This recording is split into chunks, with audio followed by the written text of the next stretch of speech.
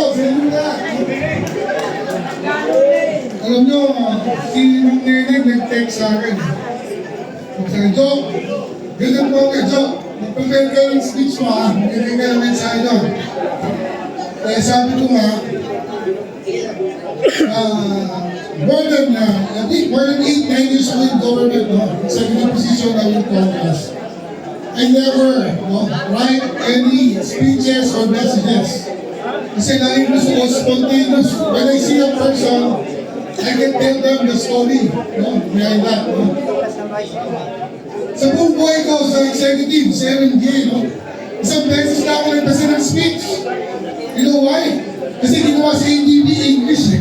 So kailangan ko basahin ko. Anyway, first and foremost, I want to thank the organizers, si Boss Carlo, nandiyan, si Demar, of course, ang aking trainer, si Mang Neneng, na naka-ipit ko araw, no? I can see familiar faces talaga here, no? Mga idol ko mga officer, si Boss Carlo, magaling mag-out, si Boss Art, si Boss Hector, mga naging boss ko talaga dati, no? Because sabi ko nga, Boss Carlo, may time limit ka ba? Kasi kung sisimulan ko since 1992 when I entered Popcorn, no? I think that's the most moment in my life nung naging ako sa Popcorn. I was newly graduated in 1992, summer grad pa ako ng June. Pagka-graduate ko ng June, diretso ko ng corporate, doon pa dati ang training. Nandiyan po yung trainer ko, si Jimmy. Si Boss Jimmy nandiyan, si Neneng, si Erwin, si Rupin, si Batala. Batala, si Robert, and the late Angel Santiago. So, napunta ko ng Popcorn 1992. Hindi ko malilimutan yung OJT ko dahil corporate kami. Dinala ako sa pavilion. Wala ka dito inaanap ko eh. Yung sexy na si Rescue Tuto, si Tuting. Isa ako sa namones ka niya, yung Phoenix Wall. Hindi ko malilimutan, sayang wala dito. Anyways, I'm very lucky na after the graduation, sa training, I was part of the top, so I picked and choose Pavilion. Dalawa lang yan nun Pavilion and Silage.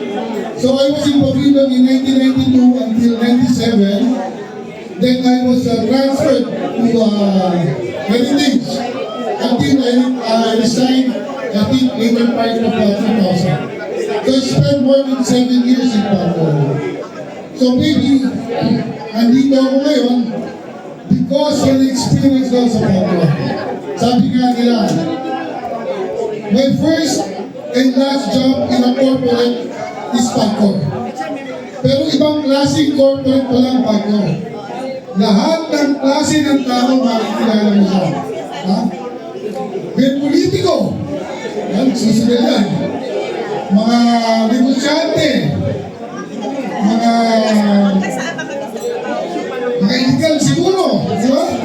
Kasi nung panahon ko, sa Popcorn, natala pa ako sa VIP Doon ako nakakakita, first time. Tumataya, 10,000, 20,000, 100,000. Ganun lang pala yung pera sa casino. So namulat ako ng gano'n when I was young. I was only 22 when I entered Popcorn in 1992. And then, dito ko nakikita ang aking mga kasamahan, ang kapwa ko dealer. Yan si Sir Dan. Nasa likod ko yan, nagtaygaw dealer yan Ako ba yung niya, Kasi habang bingo ko sa Manjung, sila nagtatawa ako. Kami mga brilliant boys. Anyway, pag nakikita namin yung mga officer during that time, lalo na yung mga gown. Ang problema niyan pagpasok sa duty, ano ang kakainin nila? Hindi ko malilimutan yan. Every time, kasi kasunod ka lang, kumakain na. So those were the moments, na natutunan ko. At kung nasutukan, sabi ko nga, sa Popcorn, lahat ng klase ng tao. Diyan yung mga talagang magagaling na dealer nung araw. Pag-closing kami, kung nari 8-4 ka, dapat 3-10, 3-5, last game ka. Pag inabot lang 3:30, magtatawa ng kalahati. So, yung mga ganun ba, no? Na camaraderie, kahit paglabas, yan ang mga hindi natin malilimutan. That's why my second daughter, no? My first daughter was born in 1990. Karamihan ng mga naging sponsors niya, pagkore niya. I was resigned in 2000, in the year 2000. My second daughter was born in 2001. But still, pagkore pa rin ang mga kumpare kumain. So, dyan mo makikita na itong ating stepping stone na pagkore, which I think majority of us already signed or returned. Hindi mo malilimutan yung kwento ng bawat isa. Diyan ka makakakita during the 90s, pagdating ng 7 and 22 of the month, ubus ka ng tignan. Sikat na sikat ang password mo, pagdating sa timo. Diba? Ubus ka ng tignan. And during my time, in password in the 90s, iba ang tingin, parang ID mo is password. No? During that time kasi, password pa lang ang casino. And we are one of the milking, no? Milking cow of the government. Kaya mataas ang respect mo during our time in Pagkor. Kaya nga sabi mo nga sa mga nagkikibig ako, I'm very proud, no? To be a Pagkor. I never deny being a Pagkor. When I first met the former chairman, Gabriel Domingo, I went into her office. Ako mismo nagsabi sa kanya, ma'am, dati po akong taga-Pagkor. When we first, Chairman Alteco, I knew him before I was at Congressman, before naging chairman siya. During my term in the LND, nagkakakita kami yan. Pero when he was appointed as the chairman and I was proclaimed as the Congress of 3rd District Commission, I went to his office in Manila. Pagpasok pa lang, sinabi ko agad sa kanya, Chairman, dati ako pagkore. So, everybody will ask me where my roots are. I always say, I'm an ex-Pagkor and I'm very proud to be with all you in my country. Until now, yung Facebook, pasensya na ako sa mga Facebook minsan, ha? Nung napunta ako sa LMDA, may konting member na ako dyan. Ang dami kong friends. Puro former Pagkor, mga Pagkor. Sa dami yan, maniniwala ba kayo yung pinapost ni Gerald Torres, nagpapahag siya ng fee na kasabi niya. Dumating ako sa time na every week, nagpapahag ako from 2,000 to 5,000 every week. Sa dami ng nakikiusap. So, imbis ka kay ko, binabayaran mo ka ng mga payment nila. Ang dami pala mga pasaway. Madami rin mo guilty. Mga illegal parking, yan, ang dami na. No? And then, I was proclaimed as Congressman 36 in 2022. Madami humingi ng tulong. Once na nakita ko yung taga-Pagkor, kahit hindi taga San Mateo, whatever that my office can provide them, like medical, guaranteed letter, tinutulungan natin yun. Kasi ito yung malabot ang presidente sa mga kapatid. And for the organizers, no, sabi ko nga, malaking pasasalamat ko po sa inyo, kay Sir Art, no, kay Carlo, kay Ma'am Nelly, for organizing this step.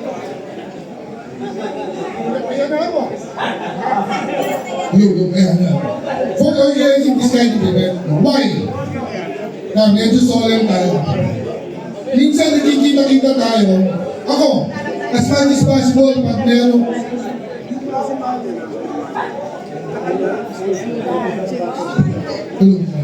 pag may mga nawala tayong naging kasama niya, yung mga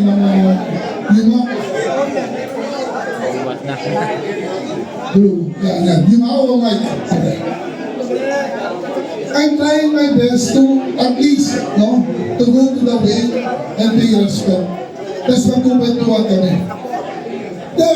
It's also happening during family reunions. Nakikita-kita pag may patay. Sa mga high school reunion, college reunion, nakikita-kita kasi may patay. But this kind of event, and then we celebrate each other while you can say, talk to everybody. Hindi yung natutulong na kayo regalo siya. So I'm really blessed, no? To be part of this group. Really want to commend the organizer. Hopefully, sabi niya, no? Kaya, representing Alcaide. Ba, dapat, bago magpasko, may isa kayong sponsor na ganito. No? Kaya nyo ba yung yan? Ha? Diba? Diba? Represent ka ng Genial. I think you need to sign a document right now. Now, for the first 150 guests, sagot ng bago.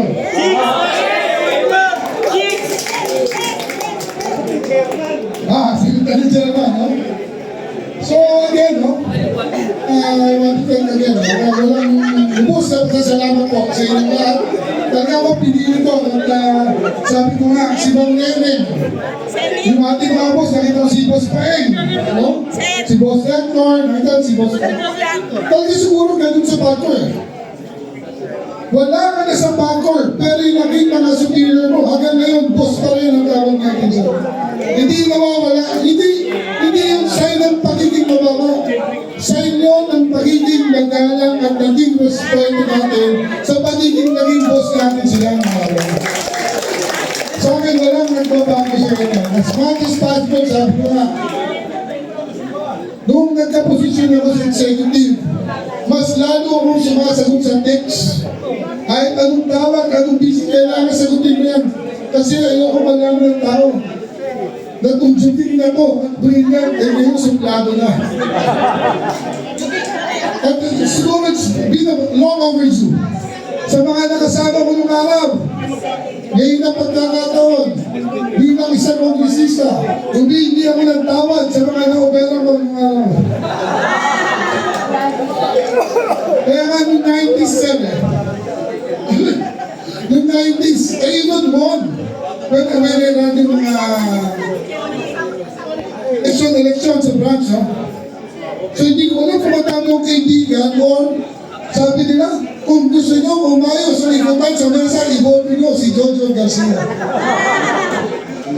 So again, maraming salamat po. And really, you know, salamat, I really appreciate everything.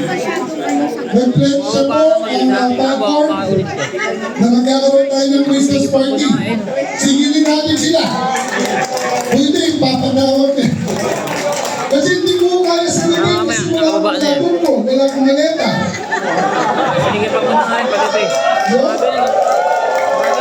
Kung mga kaibigan sa Diyos, 5 taon ako sa everyday, wala kayo natin eh. Hindi isang traffic enforcer mo. Naging congressman, hindi man lang napupunta sa mga luwalya. Kaya nga nung inipitaw ni Boss Carlo, a crime watch against corruption. Naniniwala sa akin ito, hindi ako.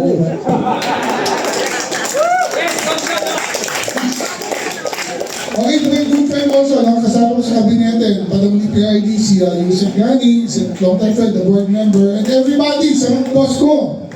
Huwag kayo maglala, hanggang ngayon, boss ko pa din kayo, at hanggang ngayon, pwede nyo pa rin ang utusan. Sabi ko nga kay Mumsuki, nakita ko kanina eh. Ha? Ma'am, sisiyang lang ako, paano pa-opisina mo pa ako? I miss your face.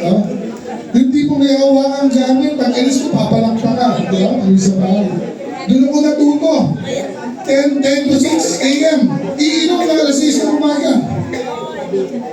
Lahat ng klase ng bisyo. At ngayon, ma'am, wala na akong bisyo. Hindi na ako umiinom. Hindi na ako wala ng babae. Isa na lang, pagsisinungaling. Dahil madami yung idol dito. Ayan, si Boss Ravi, idol niya.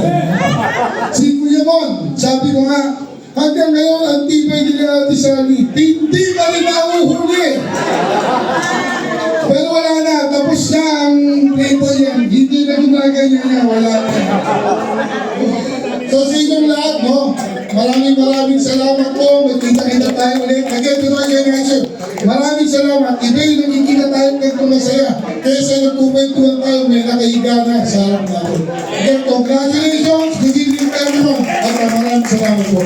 Thank you so much for mga